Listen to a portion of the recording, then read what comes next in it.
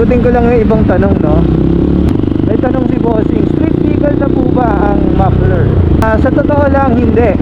Kasi may pinagbabasihan tayong decibel, yung dB.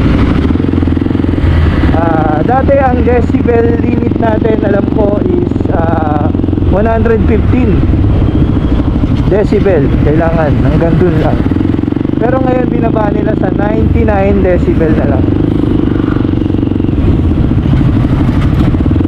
Pero personally, itong FMF, hindi ko pa nasukat kung ilang decibel siya aabot. Hindi siya ganong mabulahaw, hindi siya ganong kaingay, pero hindi ko alam kung aabot siya ng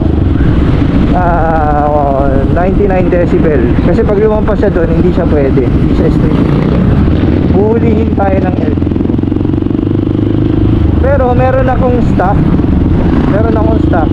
kaya kung bibili kayo ng ganito, huwag nyo ibenta yung stock.